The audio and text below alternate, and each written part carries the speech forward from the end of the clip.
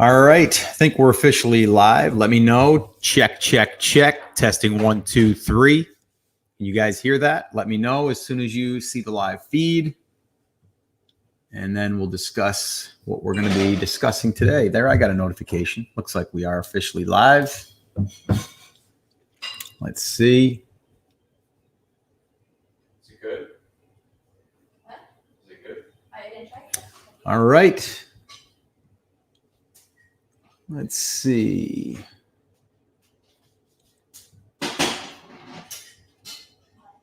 All right, Mike, what's up? Okay, so we are live officially. Hey, Mike, just to let you know, too, I did a review yesterday, and not yesterday, day before, it was Wednesday.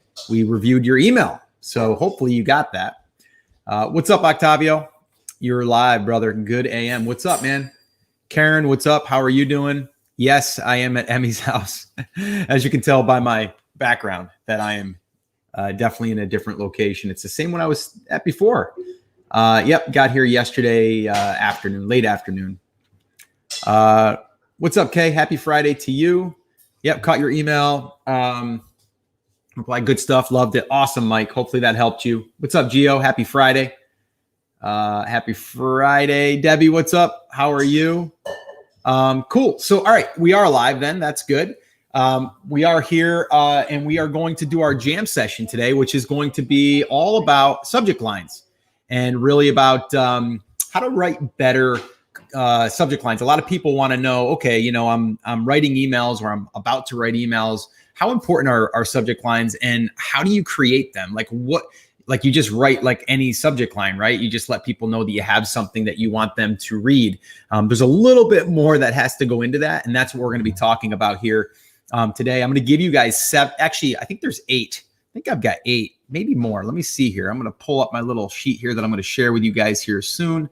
And let's see. I've got 9. I've got 9 subject lines I'm going to share with you. And I literally wrote them this morning here. I actually went into some of our past ones and I was able to go through and see the ones that have converted and then also that I kind of repurpose. I use quite often. What's up, Tamara? Happy Friday to you as well. Okay, cool. Mike says, gonna test your email against the other to see which one works best. Loved your comments and appreciate your thoughts. No problem. Yeah, definitely test it. I would love to know how that does for you. So definitely let us know. Would love to know that. What's up? Yeah, Emmy is doing great. She's doing great. She's getting a good set of lungs too. She's able to really let out a nice belt every now and then, which is really good. So she's getting stronger every day. Cool. All right. So that's what we're going to do today. So I am going to kick this off with a Friday jam session because this will end up turning into the podcast episode. I'm going to get a little bit closer here on the mic. And we may use the video. We may not. Okay, Karen. Landing page is converting at over 50%. That is amazing. That's awesome. So the landing page that we kind of tweaked a little bit that you're now running ads to is converting at 50%. That's amazing. That's awesome. Really, really good to hear that. That's really, really cool. Awesome. All right, cool. And let's see here. Make sure that everything is going as planned. What's up, Karen? Good Friday morning to you as well. What's up? Okay, so yeah, so today what we're going to do is we're going to talk about subject lines. I'm going to give you guys 9 different ones. Again, feel free to take these, model them, use them in your niche. You have to obviously make them fit your niche. We're going to use bass fishing once again. So that way there you guys can get an idea as far as if we were targeting that market, what that would look like. So today is a jam session, so that means that I'm going to answer your questions. So if you have any questions at all on this or on anything else, hopefully it would be around email marketing. But if not, I'll answer anything that you have today because today is a jam session. This is where we get to jam on a Friday. So I'm going to go ahead and kick this off, and then we'll get into the how to write really good subject lines that get opens and then ultimately get clicks. That's what we're looking at. All right. So I'm going to do a little pause here so that way there we can have the editor know where to start and stop. So here we go. All right. I'm going to actually share my screen on this one too. So let's do that first. Let's see if I can't find my window. There it is. Cool. You guys can see that. Awesome. All right, cool. All right, guys, welcome back to another Friday Jam session. Today, we are going to be talking about how to write amazing subject lines that get opens. And then ultimately, that is going to get clicks. And what we're really doing here, guys, is we need to understand that the subject line is one of the most important pieces of writing email, because let's face it, if the email does not get opened, then it can't get clicks. It can't get read, right? So we got to get it open. One of the things, and we talked about this in the Wednesday coffee talk, we talked about writing emails, right?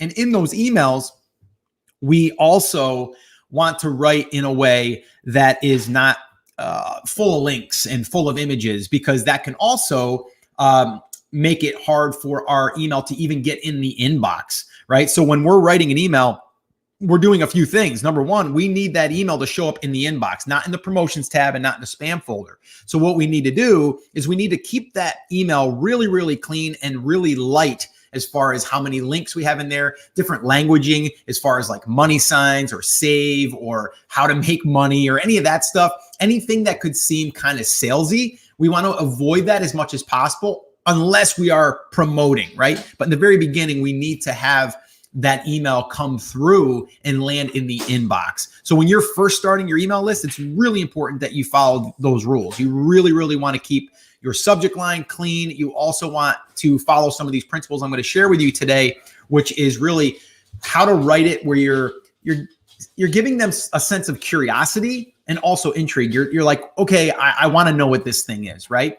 And so from there, what we'll do is we'll get them to read the email. And then from the email, we're going to get them to do what we want them to do. That could be click on a blog post. That could be go to a promotion. That could be go to our Facebook page and leave a comment, any of that stuff. We're not going to go into that today, but we are going to talk about the subject line because it is one of the most important parts of that email. All right. And so we're going to go over, I'm going to give you guys 9 different subject lines. We'll talk a little bit about each one, but this is a question I get a lot. Scott, I want to get my emails opened. I want to send to my email list, but I don't know what is the best subject lines to use. And why should I even really spend that much time on the subject line? Well, I just kind of went over why, right? So now let's kind of go through some of these subject lines. All right. And then what I'm going to do is I'm going to open it up for some Q&A. So if you're listening to this on the podcast, you're not going to be able to do this unless you show up and attend one of our Friday Jam sessions. That can be done by heading over to takeactioncrew.com. Again, that's takeactioncrew.com. That'll take you to our Facebook page. From there, you can get notifications when we go live, and we'll do those Q&As. And every Friday, 10 a.m. Eastern time is when we do these. All right. So now that that's out of the way, let's talk about this first subject line.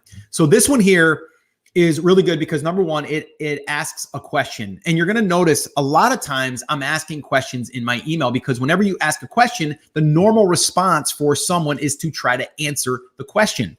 Now, again, remember, I'm assuming that your lead magnet that brought people into your email list is on point, meaning it is around your market, right? It is something that they raised their hand for, and now we know that, right? So I'm assuming, so let's just say I put out something that is 10 best bass fishing hacks to catch more bass, right? Like something like that. They entered their name and email address to receive that, and now this would be an email that I would send to that person, right? So I know that they're into bass fishing. I know they probably want to catch more bass. So this here would be a great subject line, right?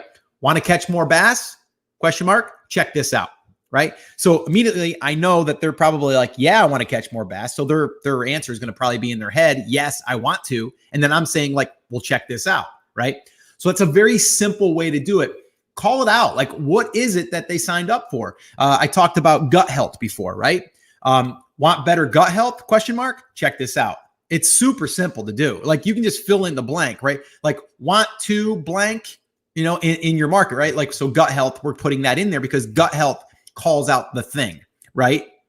It could be want to crochet better? Question mark. Check this out, right? Anything in your market, you just want to call it out in with a question and then say, check this out. right? So really, really simple. Okay, so that's subject line number 1. All right, now subject line number 2 is this: 7 tips to catch bass in pond. Number 3 is my favorite. All right, now let's break this down a little bit. Okay, the 7 is a number that people will be intrigued by. They'll be like, well, wait a minute here. 7, why 7? Why not 4? Right? Why not 5? Right? So 7 gets the mind to say, okay, I want to know what those 7 tips are, right? I'm calling it out again, right? Catch bass, right? And then I'm also mentioning in a pond, because a lot of people that are bass fishing are probably catching or trying to catch bass in a pond. Here's the other thing though. Now I can look at this email and I can look at the open rate and I can go, oh, my open rate was good or it wasn't so good. And that might be because I called out fishing in a pond. Maybe they're not fishing in a pond. Maybe they're fishing in a lake, right? So that would be a way for me to also see where my market is at and if they want to know more about catching bass in a pond. So this is a great way to see your open rates, to see, okay, how many people actually clicked on it to read it. And I can see that in my email autoresponder. Now, the other thing I've done here is I added some curiosity there, right? So number 1, yes, 7 tips to catch bass in a pond. That's like, okay, I want to know those 7 tips. If I'm into, catching more bass, I want to know what they are, right? Well, the thing that I added here was number 3 is my favorite. It makes you say, wait a minute, number 3, I wonder what his favorite is, right? So now automatically I added another element of curiosity there, right? So this is just another thing that you can do to get more people to want to open your email. Again, this here would probably, if it's in your inbox and you are someone that wants to catch more bass, it will grab your attention, right? It's not a long subject line, right? It's pretty short, but it does, in the very beginning, it says exactly what it is: 7 tips to catch bass, right? So if it got truncated, meaning if you're reading this on mobile, you might not be able to read the full subject line. So I always try to make the front end of the subject line where they can see it and go, oh yeah, that's for me, right? So again, just use something like this. It could be 7 tips, 5 tips, 3 tips. I always like an odd number. So 7 tips to catch bass in a pond, 7 tips for better gut health, right? Number 4 is my favorite, something like that. Okay, moving on. Subject line number 3, avoid these 5 types of bait, right? So right away, what I'm doing here is I am also giving them something that they are like, well, wait a minute here. What do I want to avoid, right? I want to avoid this because if I don't, I might not be as effective catching bass, right? So this could also be 5 foods to avoid for better gut health, right? So we could always flip it around. So avoiding things, we always want to either achieve something by, following these tips, or we want to avoid doing something so we don't fall into the trap of, or a mistake that could be made. So avoid these 5 types of bait, right? And they could be 5 different types that I've just learned over the years that you want to avoid because they don't work as good. And here's the reasoning why, right? So avoid these 5 types of bait, or avoid these 5 types of blank, or avoid these 5 types of food, right? Whatever, right? So something like that. You just have to kind of tailor it towards your niche. All right. So here's another one. This is super simple. Quick question, question mark. Need your help, right? So anytime that someone sees quick question and they've been on your list for any period of time and you've already kind of established yourself as far as who you are. Now, I wouldn't necessarily put this one as my first email follow-up, because I would want them always to see bass fishing in this case, or better gut health, or whatever, right? But once they start to get that relationship built with me, then I can do stuff like this. I can say, quick question, need your help, because now they see that it came from me or you, and then they're going to go, oh, what do they need? What do they need help on, right? What do they have a quick question on, right? And so in here, I could be like, hey, it's Scott. I just wanted to drop you a quick email. I wanted to see what is the one thing that you're struggling with when trying to catch more bass in a pond.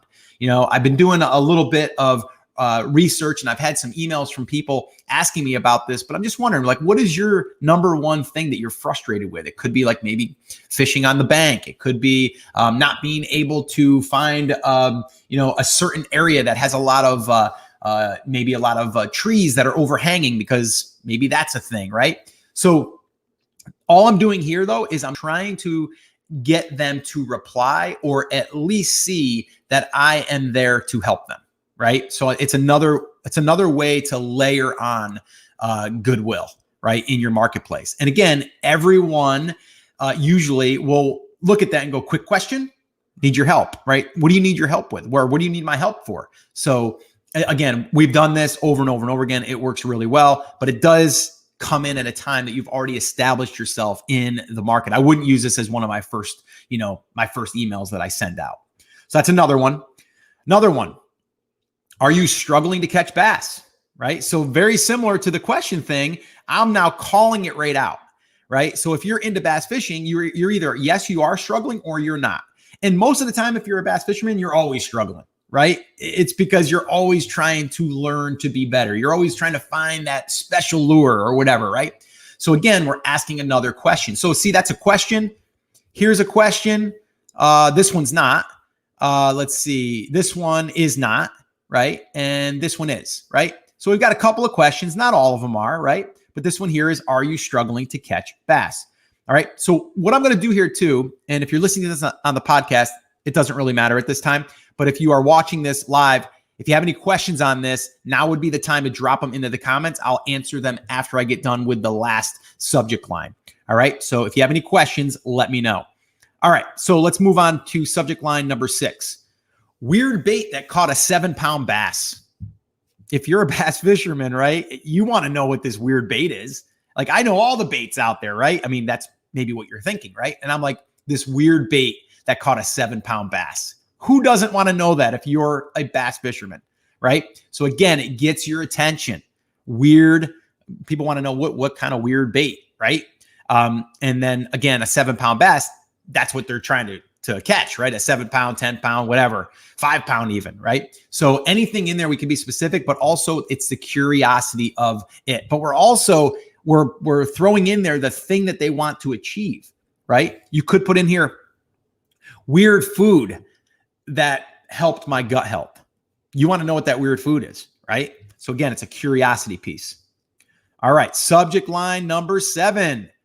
Pros and cons always work well. Pros and cons, rubber worms, right? So now what we're going to do is we're going to do pros and cons on the rubber worm. So if you're into bass fishing, I don't have to put bass fishing in there. You're probably using a rubber worm every now and then. Maybe you're testing that. And I'm going to put pros and cons. Everyone wants to know the pros. Everyone wants to know the cons, right? So that's, again, another great subject line. You can just throw pros and cons and then put something like foods for gut health, or 3 superfoods for gut health, right? Or maybe it's a specific thing. In this case, maybe it's like pros and cons, nuts and gut health, right? Like maybe that's it. Maybe you call out the specific food, right?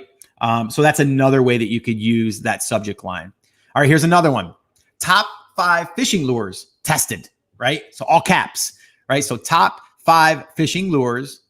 Okay, if you're into this market, this is going to resonate with you, right? Imagine that. You just got 8 emails. All of them, you're going to be in that market. You are going to be like, you know what? It makes sense. I want to see what that is. I want to know what the top 5 fishing lures are. I want to see the ones that are tested. I mean, we see this in magazines all the time, right? Especially like photography, like shootouts, right? We have Nikon versus Canon shootout 2020, right? Like this, that could be a blog post that you wrote, and then you're just going to let people know about the blog post.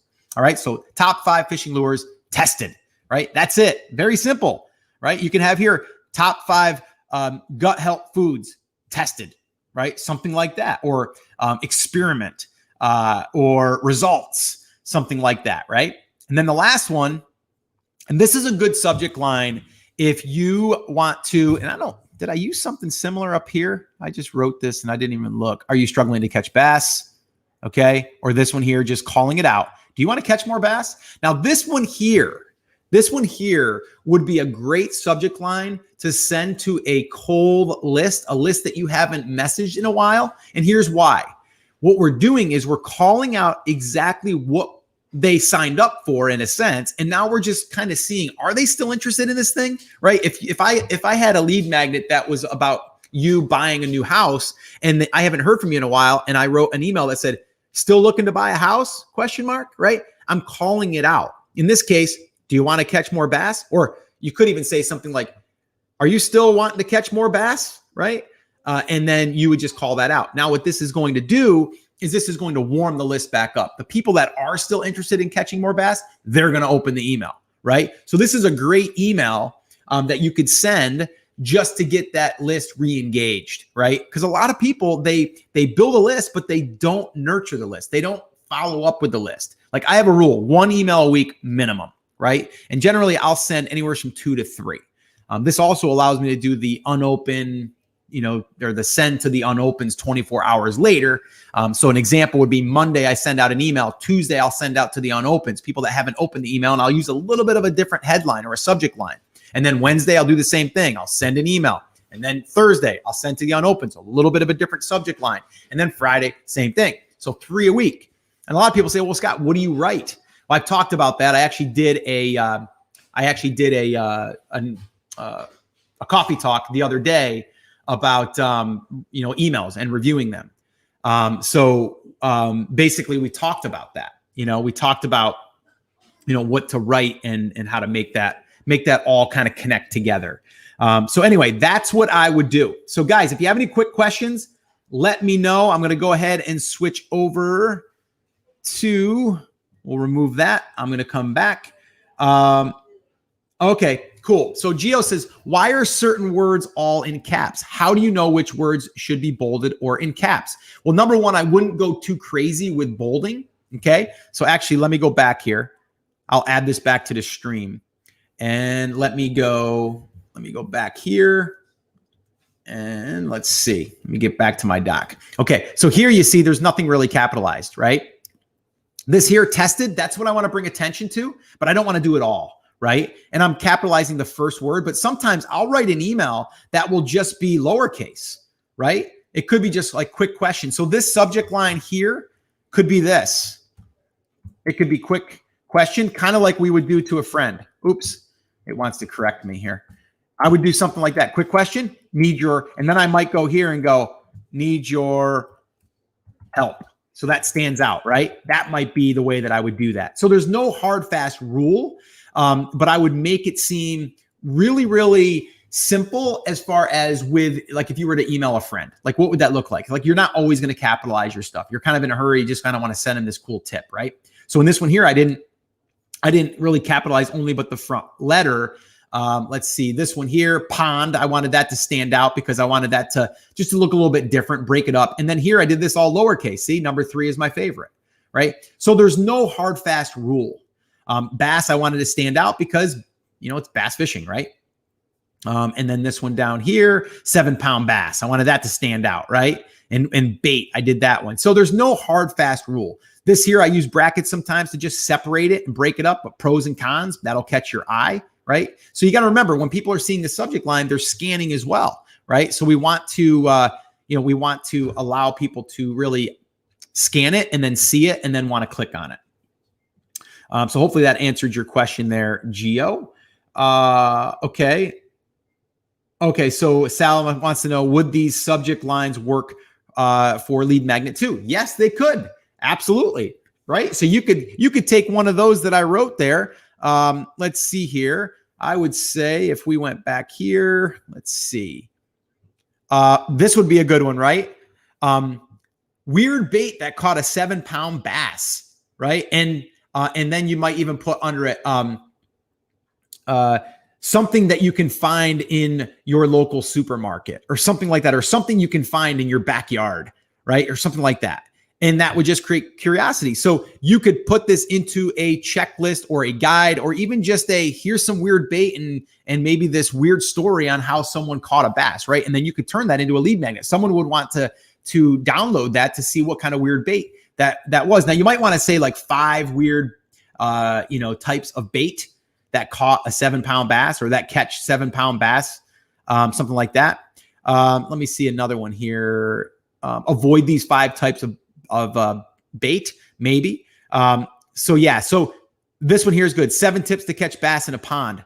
And I might not use number 3 as my favorite, but I'd say 7 tips to catch bass in a pond, guaranteed to work, proven by whatever X, or even like current bass masters or something like that, right? If it's true, obviously it's got to be true. You don't want to make stuff up. So anyway, just a little bit of an idea there. Okay, D, is it okay to use emojis on your subject line? I do not. I believe that that will flag the spam filters. It'll also probably get dropped in promotions. I would say no. I don't want any graphics. I don't want any HTML. I don't want any graphics in my emails, especially when you're first starting to send emails to your, your list. You don't want to do that. Resources to learn more about subject lines. Really, there's a lot of testing. Again, and I wouldn't overthink it. So I wouldn't, I wouldn't worry about it. I would just test something. I just gave you 9, right? So let me see here. Gio says, Scott, these coffee talks in BCA are better than the semester I spent learning about marketing in college. Info taught in college is outdated. That is so funny that you bring that up, because I had a conversation with someone the other day. It's like $8 or $9 grand for a semester generally, sometimes even more. And you're absolutely right. The marketing is way behind. When kids tell me they're going to school for marketing, I try to figure out what they're learning. And it's like basic, like 101, like old school, like how to build like branding, right? Salma, if you're doing blogs and YouTube, should they both be on your website or one of them for speed? I would always put it on my website, but if you have YouTube, then I would take the YouTube and embed it on the website. I mean, it's a natural mix. You might as well embed it, but I always start with the home base and with the website. And I think that just about wraps up the questions that are coming in. If you guys have 1 or 2 more quick questions, I can answer them here. And just to remind you guys, if you're listening to this on the podcast, this is our Friday jam session. This is our coffee talk. If you want to participate and ask questions, hang out with us, you can head on over to takeactioncrew.com. Again, that's takeactioncrew.com. And we'll do this again on Friday. If you're listening to this on the podcast, it just means that I took that recording and now I aired it on the podcast, because some of you are not coming over. Well, a lot of you aren't coming over to the coffee talks because we have a small group on our coffee talks, and there's a lot more people that are listening on the podcast, and that's fine. Wherever you want to hang out. But I am over there doing these Friday jam sessions now. All right. So let's see here. Octavio, what kind of engagement do you see over time when emailing regularly? Increasing or decreasing opens? I know my list was not ideally targeted, but just setting expectations. Thank you. So I have a few different brands that I've been running email campaigns for a long time. One of them is the one that we're talking about, that I've been talking about, that's going to be sold here very soon. Still wrapping the details up on that. SBA has been just so crazy as far as it's just taking a long time because they're just backed up. But to be honest with you, Octavio, I've seen it very, very steady over time if you email more regularly, but it also needs to be, like I just did there, curiosity based. It has to be, because people they're overwhelmed with email that they're getting. So you have to stand out. But Octavio, in your market, I think you totally can email at least twice a week. I would encourage you to do twice a week, maybe Tuesday, Thursday, right? That gives you enough time to do unopens. I would not do 3 times and then not really be able to keep up with that, and then also not be able to send to the unopens. I think it's really, really important, because the thing we have to understand is, even though you sent out an email today, not everyone's opening it, and then you send another, or the unopens the next day. You can do that same exact thing the next time, and there's people that are opening your email that didn't open at all on the last one. So people just think that, oh, part of my list is dead. Maybe, but there's like a cycle. There's probably people that are opening this email, but they're not going to open the one that you're going to send, in 3 days from now, even if you send, to the unopens on that one. It's just the way that it is. So I think that the better relationship that you have with your list, and you show that you're delivering goodwill on a regular basis, and the targeting is right. Octavio, I think your new list is going to be more engaged, but I also think that there was a little bit of a slight problem with ConvertKit because you were flagged in a sense. And I think we're actually experiencing it in one of our brands right now, which we're looking into. We've seen a drop in our open rates because of we think that we've been dinged.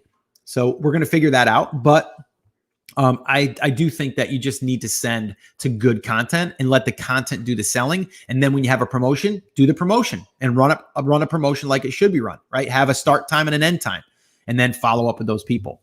Let's see. Is it better to start with one lead magnet first or segment? I would say start with one. Because if I tell you to do 2, then it's going to get overwhelming, and then it'll just take longer. I'd rather you get one up there and start testing. Do you help both beginners and current biz owners who are further on journey? How do you target both? I would start with one part of the market. So if I'm going to go into the bass fishing market, I'm going to go after either newbies, like beginners, people that are just looking to get started, or I'm going to go after people that want to advance, right? They want to be more competitive maybe, or they're a little bit more seasoned, right? And then Karen, do you send emails out at the same time of day each time? No, not all the time. When it's a broadcast message, no. Usually it will be in the morning, but I don't say it's got to be at 7:05 every day. It will be usually before 9 a.m. The latest would be 10 a.m. Eastern time, because I find that in the morning is when people usually check their email, whether they're at work or at home. And I would also say Monday through Friday works best, although I have sent emails on the weekends, and it depends on the market on how they will do. But typically, if people are working, they tend to open their emails more at work. It's kind of funny. But no, it does. I would just say make it before 10 a.m. Eastern time. And that way the West Coast people are going to get it when they get up as well. Do you have a nurture sequence, and how many? Yeah, actually, we just built one inside of Brand Creators Academy for one of our brands that we're doing as a case study for the email accelerator, email marketing accelerator training. And we actually built that out. We intended on doing 5 emails. I always tell people, try to do 4 to 5 emails as the welcome sequence and space them about 3 days apart. And then we actually did that, and I was running people through that process. I think I did 10 or 11 emails in that sequence. So that means that when someone opts in, they're going to get those emails for the next, maybe like 3 weeks. And then that way they're constantly getting goodwill pieces of content. And that's really our goal there, is to, again, show up in their inbox as someone that's giving them goodwill, that's someone that's giving them good content, and that's also there to serve them. But then once we establish that, we can start to sprinkle in some offers. And we can also do some creative things in our PSs. We can also do some things in what I call our super signature. But again, don't want to go into all of that here on today's jam session. That's a whole nother conversation. Okay, guys, I think that's going to wrap it up. Do me a favor, though. You know what? Let someone know about the coffee talks. If you think that this is valuable and you think people would they would get use out of this and enjoy this, invite them to a coffee talk. Just head on over to takeactioncrew.com and or send them there.